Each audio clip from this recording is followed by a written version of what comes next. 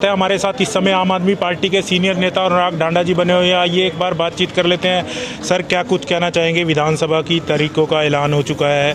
अनुराग ढांडा की किस तरह की तैयारी है विधानसभा चुनाव को लेकर? कहां से आप चुनाव लड़ रहे हैं? देखिए, ये पूछो कि 90 विधानसभा में कैसी तैयारी है। हमारे ऊपर पार्टी की जिम्मेदारी है और 90 की 90 विधानसभा सीटों पे चुनाव जितवा के हरियाणा में सरकार बनवाने की जिम्मेदारी है। हम तो इस चीज़ के लिए तैयार हैं, जिधर से इशारा हो जाए 90 विधानसभाओं में से वहाँ से चुनाव लड़ने के लिए तैयार हैं पूरे दमखम के साथ, क्योंकि हम कॉन्फिडेंट हैं इस बात को लेके कि इस बार जनता बदलेगी और बहुत ज़बरदस्त बदलेगी। इस बार सारी पार्टियों से जनता परेशान हो चुकी है। इस बार नया चुनना चाहते हैं लोग और आम आदमी पार्टी एक तीसरे विकल्प के रूप में पूरी तरह से तैयार है। सर, हालांकि संगठन का काम है, लेकिन टिकटों का वितरण कब तक होगा? क्योंकि कम ही समय बचा है विधानसभा चुनाव को, और किस आधार पे जो है टिकटों का वितरण किया जाएगा? आम आदमी पार्टी में एक ही आधार होता है टिकटों के वितरण का, जिसको जनता चाहेगी उसको टिकट देंगे, सर्वे के आधार पर टिकट देंगे।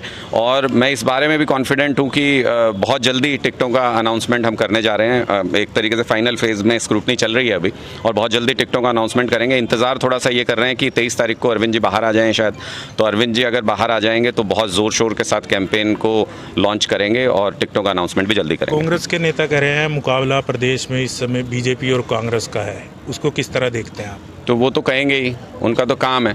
उनको अगर वो ये कहेंगे आम आदमी पार्टी की सरकार बन रही है तो आप जीण दोगे उन्हें? तो ये तो उनका काम है, वो तो अपनी पार्टी के लिए कहेंगे कि उनकी सरकार। लेकिन जनता ये कह रही है कि 10 साल में बीजेपी से परेशान है लोग, त्रस्त हैं।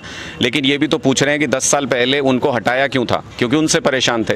जनता हरियाणा में तीसरा विकल्प हमेशा से तलाशती रही है। कई दशक की राजनीति में जब जब तीसरे विकल्प ने थोड़ी सी भी गर्दन उठाई, लोगों ने कहा कि लो सीटें और राज करो, सबको मौका दिया। चाहे वो बंसीलाल जी को देख लीजिए, फिर हजका बनाई, उधर देख लीजिए भजनलाल जी के बेटे ने, फिर जेजेपी बनी तो तुरंत 10 सीटें उनको दे दी। तीसरा विकल्प कोई आज तक अच्छे से बन ही नहीं पाया, ईमानदार मजबूत विकल्प बन ही नहीं पाया। आम आदमी पार्टी ने वो तीसरा विकल्प लोगों के सामने रख दिया है। ये जिम्मेदारी अब लोगों की है कि जिनसे कुएं और खाई से परेशान है उनको छोड़ के तीसरे विकल्प को चुने। किरण चौधरी जी को राज्यसभा उपचुनाव है, उसका जो है बीजेपी ने उम्मीदवार बनाया है, नॉमिनेशन किया है, उन्होंने किस तरह देखते हैं? ये सत्ता के लालच में ये सब फैसले होते हैं। हम लोग इस तिकड़मबाजी में पड़ते नहीं कभी, हम इन पे कमेंट करने का भी कोई फ़ायदा नहीं है।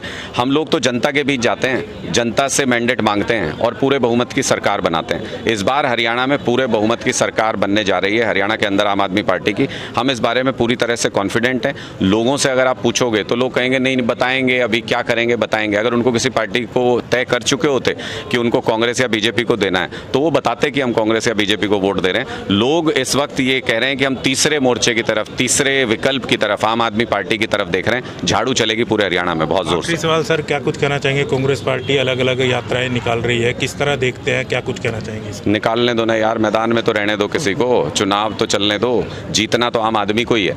झाड़ू तो चलेगी इस बार, लेकिन दूसरी पार्टियों को भी जमा है तो मत मारो, थोड़ा बहुत तो चलने दो, सड़क के ऊपर कुछ प्रचार करने दो।